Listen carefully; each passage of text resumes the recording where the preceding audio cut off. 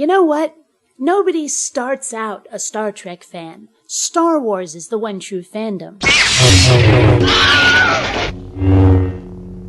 You might become a Trekkie by pressure from your friends or a sick fascination with the program after seeing it on television or in a movie.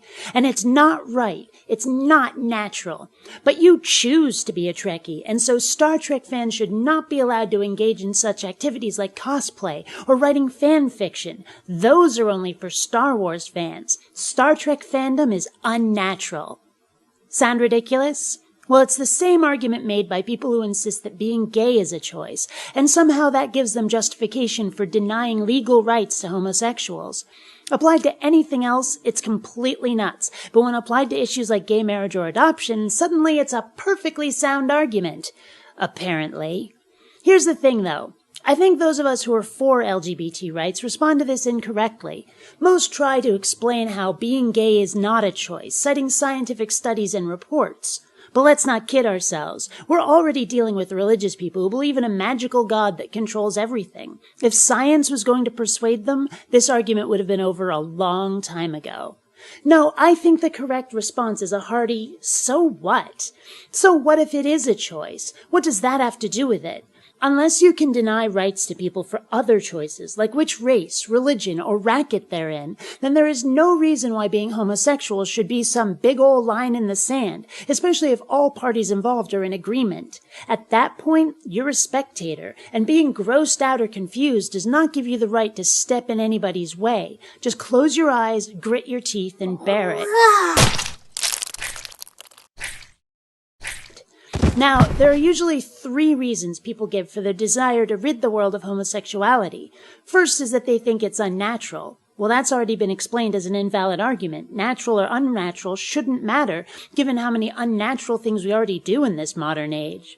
Second, they think it violates their religion. Well, unless they're doing it as a function of your church, you shouldn't give a squat. Argument invalid.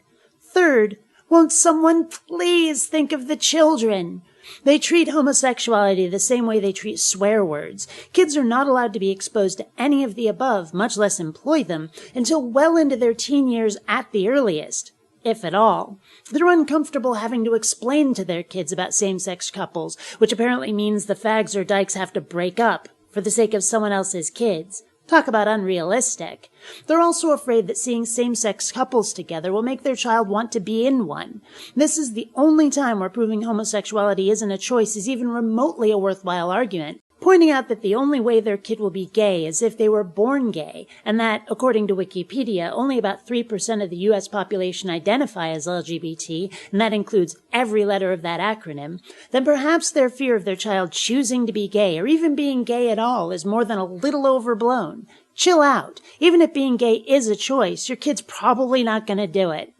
Now, let's not kid ourselves. As much as the Supreme Court ruled that gay marriage is legal, politicians like Mike Huckabee and his ilk have been insisting that the ruling is invalid because the Supreme Court cannot make law, that allowing gay marriage by this decision is somehow unconstitutional. And we haven't heard about her in a while, but I doubt Kim Davis is done being a brat about it. At least on one side, this fight is clearly not over as far as they're concerned. Relaxing our guard on the other side seems a bit premature. So as I say, when someone insists that being gay is a choice, no matter how wrong they are, I think the correct reply is, so what? What's that got to do with it? If they can give an answer that isn't ridiculous, I've yet to hear it. Until next time, fellow space travelers, this is Bionic Dance, signing off. Up next for tomorrow's show, Sketchy White Dude. Have fun!